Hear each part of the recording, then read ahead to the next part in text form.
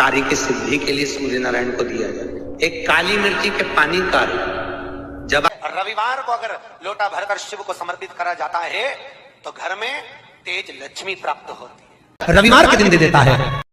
शिव पंचायत में गुड़, चावल, लाल फूल और लाल मिर्ची के 11 दाने पानी के कलश में तांबे के लोटे में लेकर हाथ को ऊंचा कर नेत्र, नासिका, वक्षस्थल के सम्मुख में जो सूर्य नारायण को अर्घ देता है, जल चढ़ाता है, पर जो सूर्य को अर्घ रविवार के दिन दे देता है, अगले रविवार तक पैसे की आवक आना प्रारंभ हो जाती है।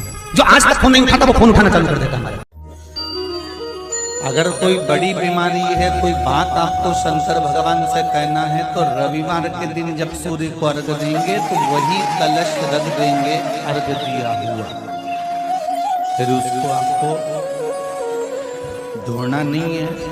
दूसरे दिन सोमवार का दिन पड़ेगा, फिर जल भर लो उसी कलश में, सूर्य नारायण को अर्घ देकर वही कलश से वापिस जल भरकर शंकर जी के मंदिर में ले जाकर जल को चढ़ाना प्रारंभ कर दीजिए।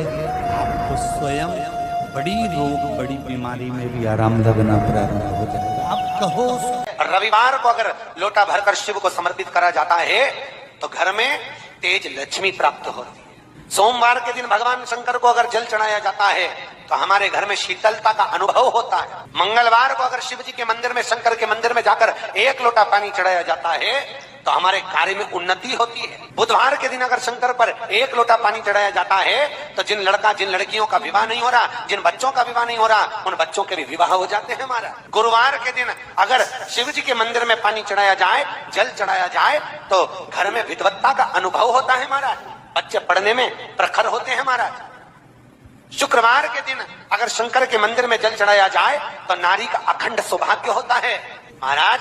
शनिवार के दिन अगर शिव की आराधना करी जाए, शनिवार के दिन अगर शंकर को जल चढ़ाया जाए तो जिंदगी में व्यक्ति की। सूर्य को 3 अर्घ होते हैं। एक लाल चंदन का अर्घ कार्य की सिद्धि के लिए सूर्य नारायण को दिया जाता है। एक काली मिर्ची के पानी का अर्घ, जब आप कोई एग्जाम में बैठ रहे हैं, कोई परीक्षा में बैठ रहे हैं और आपको उसमें उत्तीर्णता चाहिए या मेरा ये काम सफल चाहिए या अदालत में केस चल रहा है उसको निपटाना है, तो काली मिर्ची के जल से सूर्य को अर्घ दी जाती है। तो उस जल के अर्घ से व्यक्ति का काम तुरंत 1.5 महीने के अंदर सफल हो जाता है। काली मिर्ची के अर्घ का इतना प्रमाण।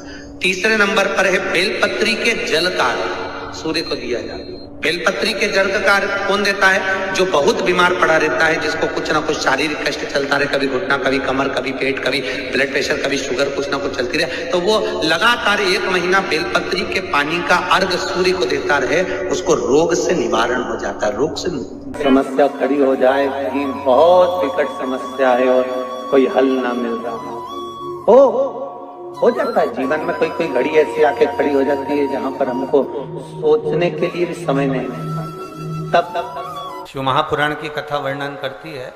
रविवार को अगर लोटा भरकर शिव को समर्पित करा जाता है तो घर में तेज लक्ष्मी प्राप्त होती है। शिव कथा कह रहे, शिव जी कहते हैं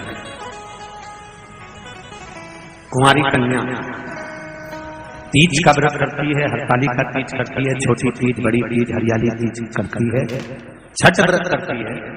कुंवारी कन्या नवरात्रि व्रत करती है। कुंवारी कन्या जितने भी व्रत धारण करती है, सोमवार, मंगल, बुध, गुरु, शुक्र, शनि, जो भी व्रत उसने करा है, कुंवारी कन्या भूल से 1 लोटा जल मुझे समर्पित करती है।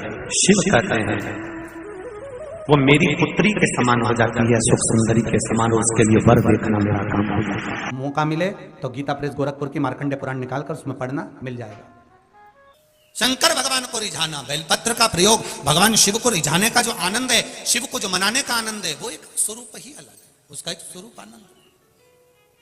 जब विषम परिस्थिति आ जाए, ऐसा लग रहा है कि आपने पशुपति व्रत कर लिया, सोमवार की अष्टमी का प्रयोग कर लिया, मैंने शंकर जी की आराधना कर ली, तो भी विषम परिस्थिति चल रही है, अभी तक कोई सुधार आने को तैयार नहीं है, तब शंकर जी के मंदिर में जब